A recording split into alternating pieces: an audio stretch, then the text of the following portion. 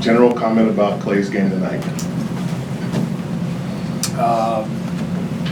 Made a lot of shots from really far away from the hoop.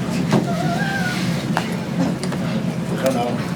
I mean, he's just Klay. The guy's so explosive, and I like that he got to the line quite a bit. 9 free throws. The threes you kind of expect. We take them for granted, I think, in some ways. And I think in general, what I would like to say about Klay is his defense is so important for us, putting pressure on the ball. And I'm not really talking about tonight. He was playing off the ball tonight, but he's had a spectacular season. And the shooting is we know about, but it's everything that he does for us at both ends. His movement on offense, cutting, opens up so many things offensively for us, whether he gets a shot or not. And then defensively, just the size and the tenacity on the ball. That's a great player. Steve, especially in the second quarter when West was on the court with all those assists, how much did that really get the offense clicking there? Yeah, that was great. David is such a good passer, and he loves to get to those elbows, and he's got good cutters around him. We got a lot of guys on the floor who really like to cut and move without the ball, and so David has fit in beautifully with the way we like to play anyway, and he's really added a dimension to our game this year to be able to play through him. He's out on the floor. It's been great. Like they did in the third quarter today, what kind of effect does that have? Is it as deflating from on the court level as it looks from where we're sitting? Or you'd have to ask the opponents if it's deflating. It's not, it's energizing for us. I mean, when they both get it going and our defense can get stops and we can get out in transition, I mean, it feels like the whole game just breaks free. And so that's fun. That's kind of when we're at our best. But that starts with the defense. And when we can get stops and get rebounds, that allows those two guys to really get going. Steve, the defense tonight and really the last 2 games, do you feel like there's been maybe a little slippage? I didn't think it was great tonight. Fouled a lot. I thought we turned it on after the first quarter. They shot a pretty high percentage and they were getting a lot of offensive rebounds, and I think we got better as the game went on. They were pretty tired too. That's a tough back-to-back to fly in from Minneapolis last night. So I think they wore down a little bit, and our defense wasn't where it's been the last 10, 11 games, whatever, but we got the job done. Take me through where Steph is attempting one of those lefty behind the back passes until it's either completed or goes out of bounds or gets picked off. I think with Steph, you just let him go. Really, I mean, he's so explosive, he's so creative, he's so skilled that it reminds me a little bit of Manu Ginobili. Early in his career when I was playing with the Spurs, he'd do some crazy stuff. Pop would look at him like, "What are you doing?" But after a couple of years, Pop realized just let him do it, because for every 2 turnovers, there's 10 great plays, and I think that's how I feel about Steph. Kind of the Steve Nash thing too. You just when the ratio of great plays to turnovers is that high, you have to live with some crazy plays now and then. So that's my feeling with Steph, is he can do whatever he wants, and he's going to have some high turnover games, but the impact he makes and the joy that our team gets from him playing the way he plays is difficult to quantify.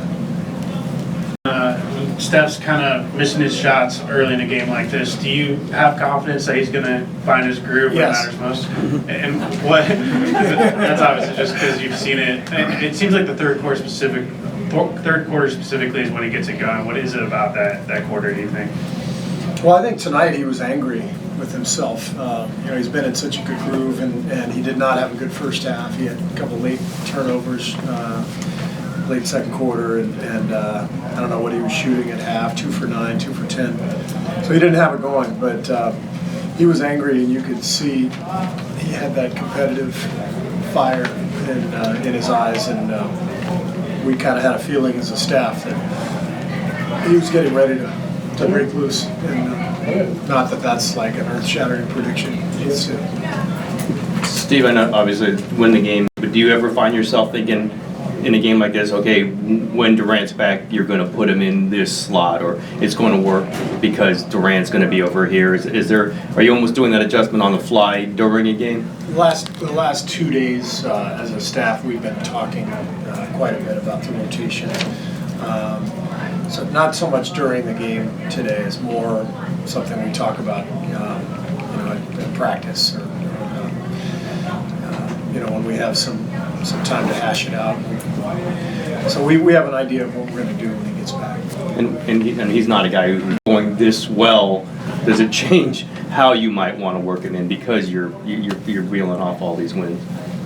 No, I mean, the whole thing is his health and his conditioning. We want to get him back playing at a high level, and we know it's not going to happen in 2 or 3 regular season games. It's going to take a few playoff games as well, and so we've got to trust the training staff when they tell us about minutes and how long he can be out on the floor and all that, and then we got to help him just kind of find his groove.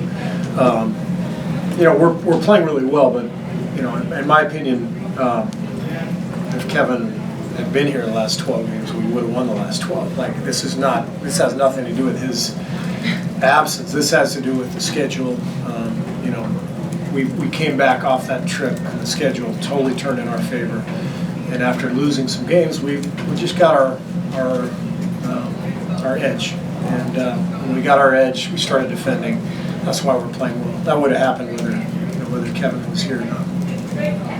You noted before the game that Iguodala would not play tomorrow night unless something happened in the game to change your mind. Did anything happen to change your mind? And who will start in Green's place? Have you decided? I haven't even gone that far yet, but nothing happened health-wise that will change anything for tomorrow. So I think everybody else will be suited up and ready to go. You were kind of, he was a little mad. You could kind of see him that way. Klay is obviously a less outwardly emotional looking person. Is there anything he does like in a game like this where you see it and you think he's on tonight, or is it a defensive play that kind of separates these games from the others? He's so poker-faced, stoic, however you want to put it. It's hard to tell. Where you can see it with Klay is when he makes 2 or 3 in a row, and he's got a little bounce to his step, and then he's going to pull up from 40 feet in transition the next time. And if he makes that one, now you can really feel it. And he made a couple of those tonight. But he doesn't say much. He doesn't make many facial expressions. He just kind of has this swagger. It's the way he kind of carries himself, and you can see it on a night like tonight.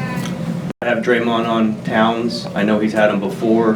What was the thinking there, and do you think that had an effect, maybe Draymond playing like a free safety role on defense a little bit? Well, we started him on Towns, and then what we decided to do was when he picked up his first foul, which was pretty early in the game, we switched Zaza onto him, and we didn't want Draymond to pick up his second. And Zaza did a nice job, and I like having Draymond as a center fielder. He can kind of orchestrate things from behind the defense. So we just kind of stayed with that.